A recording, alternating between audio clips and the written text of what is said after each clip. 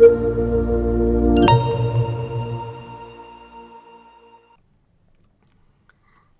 selanjutnya kita akan bahas ya mengenai model determinan kesehatan. Jadi model determinan kesehatan ini kita akan bahas dua macam model ya.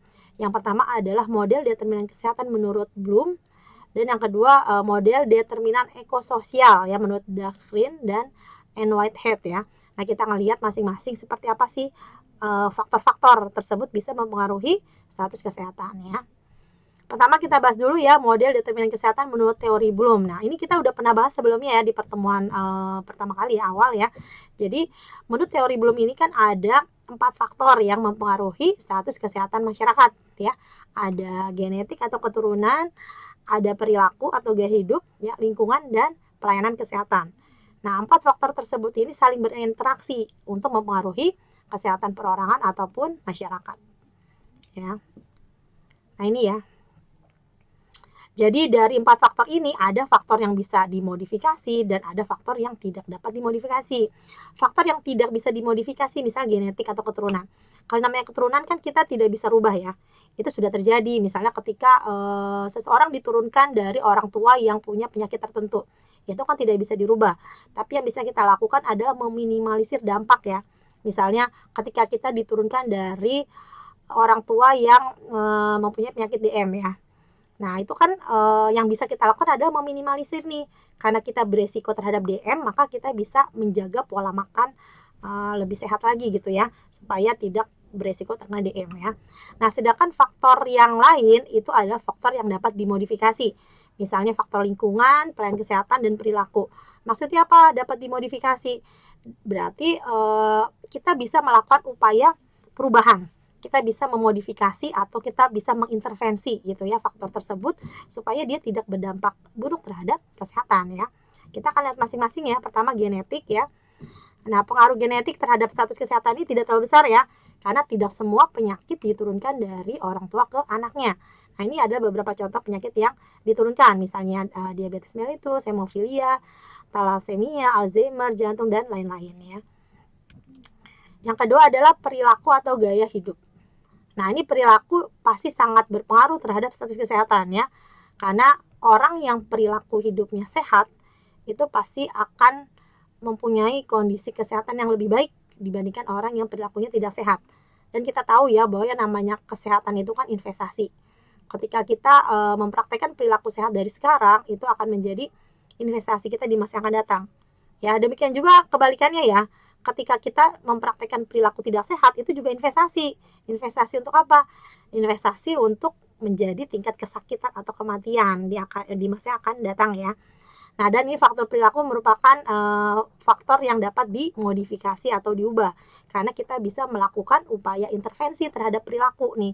Kita bisa rubah perilaku masyarakat supaya perilakunya menjadi lebih sehat ya. Selanjutnya yang ketiga adalah lingkungan. Nah, lingkungan ini sangat memberikan kontribusi terhadap status kesehatan seseorang ataupun masyarakat. Jadi dari 4 faktor tadi, lingkungan ini merupakan faktor terbesar ya yang berkontribusi terhadap status kesehatan masyarakat. Ya, kenapa sih lingkungan ini sangat berpengaruh ya terhadap status kesehatan? Karena kan kita hidup di lingkungan ya. Kita hidup di lingkungan, kita tinggal di rumah, kita berinteraksi dengan lingkungan ya. Kita keluar rumah berinteraksi dengan cuaca, lingkungan sekitar, kita berinteraksi dengan tempat kerja, ya, sekolah, dan lain-lain ya. Jadi kita pasti akan terpapar dengan kondisi lingkungan. Nah, makanya kita harus pastikan bahwa lingkungan yang sehat itu pasti akan memberikan dampak terhadap kesehatan manusia.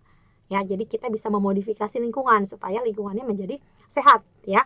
Nah, ini selain dari aspek lingkungannya, manusia juga berpengaruh ya, perilaku kita sendiri itu berpengaruh terhadap kesehatan lingkungan. Ya, selanjutnya keempat ya adalah pelayanan kesehatan. Nah, pelayanan kesehatan juga merupakan faktor yang mempengaruhi status kesehatan masyarakat. Misalnya apa? Misalnya ketika pelayanan kesehatannya itu baik atau berkualitas, pasti kan akan mempengaruhi apa? Pengobatan ya, mempengaruhi pengobatan, akan mempengaruhi kesembuhan pasien ya. Kalau pasiennya sembuh, pasiennya puas ya, pasti dia akan status kesehatan akan semakin meningkat ya. Jadi bagaimana nih si pelayanan kesehatan ini dikelola dengan baik supaya bisa memberikan tingkat kesehatan yang lebih baik pada masyarakat ya. Nah, pelayanan kesehatan ini bisa berupa pelayanan kesehatan promotif ya, preventif, kuratif, dan rehabilitatif ya.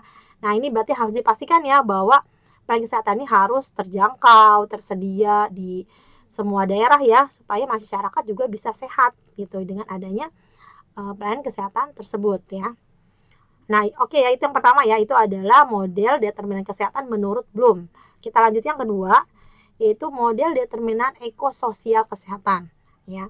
Nah, kalau di sini kita lihat bahwa kesehatan tidak dapat dipisahkan dengan kondisi sosial ekonomi, lingkungan fisik, perilaku gitu ya. Nah, jadi kita dalam model ekososial kesehatan, kita melihat bahwa kesehatan itu bersifat holistik dan sistemik. Holistik itu kan berarti semua aspek masuk ya, menyeluruh gitu namanya holistik ya. Sedangkan sistemik artinya adalah kesehatan itu dipengaruhi oleh berbagai level sistem, berbagai sistem. Jadi ada mulai dari sistem yang terkecil, besar, lebih luas lagi, semakin luas sistemik ya. Di sini kita lihat dulu, menurut teori ekososial kesehatan ya, status kesehatan ditentukan oleh faktor-faktor yang terletak di berbagai level atau lingkungan atau lapisan lingkungan. Jadi si faktor ini berlapis ya kalau menurut teori ekososial kesehatan. Jadi faktor yang mempengaruhi status kesehatan itu bisa dibagi berdasarkan level-levelnya. Mulai dari lingkungan terkecil, lebih luas, dan lebih luas lagi. Jadi berlapis ya, berlapis-lapis. Jadi terdiri dari berbagai level atau berlapis-lapis. Nah, sekarang kita lihat nih gambarnya ya. Nah, ini adalah contoh model determinan ekososial kesehatan. Jadi faktor penyebabnya itu berlapis. Kita bisa lihat di sini, atau kita bisa sebut juga ini sebenarnya model kulit bawang ya. Kalian tahu kan kulit bawang berlapis. Dari yang paling intinya kita buka berlapis ya. Jadi termasuk ini juga ya. Jadi kita lihat bahwa di yang paling intinya, yang paling utama itu kan adalah lapisan paling awal ya, lapisan paling pertama. Lapisan pertama itu kita lihat ya, misalnya ada age, ada usia, jenis kelamin, karakteristik gitu ya. Nah, setelah lapisan utama tersebut, di luarnya itu ada lapisan kedua. Ya, lapisan kedua itu faktor individualnya. Selanjutnya ada lapisan ketiga gitu, lapisan keempat, seperti itu ya. Jadi semakin luas semakin kita buka gitu ya, semakin lingkungannya semakin besar, seperti itu ya. Oke, kita lihat masing-masing ya lapisan-lapisan yang ada dalam model ekososial ya. Yang pertama adalah level mikro. Level mikro ini adalah lapisan pertama dalam model ini ya. Lapisan pertama ini kan berarti orangnya, hostnya, orangnya. Jadi diri kita sendiri itu adalah lapisan pertama dalam model ekososial. Misalnya apa contohnya? Mulai dari daya tahan tubuhnya, mulai dari perilaku ya, perilaku orangnya. Nah, itu adalah level yang paling awal ya, paling pertama ya. Nah, di sini berarti contohnya apa? Misalnya di sini ketika kita berinteraksi sama orang lain, ya perilaku itu kan akan mempengaruhi ya. Bagaimana nilai-nilai yang ada dalam keluarganya dia, bagaimana dia mungkin ada kepercayaan-kepercayaan, nilai yang ada dia pahami gitu ya. Itu kan menentukan bagaimana dia berperilaku ya. Selanjutnya ada level meso ya. Level meso ini berarti lapisan kedua. Lapisan kedua berarti terkait dengan apa? Lebih kepada lingkungan terdekat kita. Level meso. Jadi misalnya adanya nilai-nilai sosial, komunitas ya yang ada di sekeliling kita ya. Mungkin tetangga, teman, peer group ya, sosial lingkungan sekitar. Nah, itu adalah lebih kepada pengaruh sosial dan komunitas ya. Selanjutnya keluar lagi yaitu level exo, berarti lapisan ketiga ya.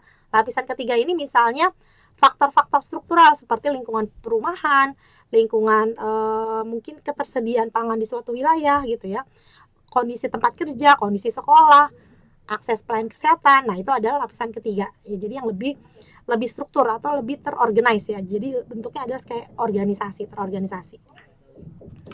Nah, lalu level yang terakhir yang paling luar itu adalah level makro.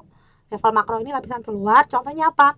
Kondisi global dan kebijakan ekonomi, kebijakan pemerintah gitu ya, ataupun isu-isu politik, ekonomi, atau isu global, hubungan internasional, itu akan mempengaruhi juga kondisi kesehatan masyarakat ya. Tapi ini sifatnya sangat luas ya, jadi kita nggak langsung berhubungan dengan kondisi global ini, tapi kondisi global ini bisa mempengaruhi status kesehatan masyarakat ya. Ya baik, itu adalah yang sudah kita bahas ya. Jadi kita tadi udah bahas apa sih pengertian determinan kesehatan ya, lalu model-model dalam determinan kesehatan ya. Selanjutnya kita akan bahas mengenai seperti apa sih masalah-masalah sosial determinan kesehatan yang ada di Indonesia saat ini dan bagaimana upaya penanggulangannya. Baik, terima kasih atas perhatiannya. Kita akan lanjut ke video selanjutnya. Ya, selamat selalu, semangat semuanya ya.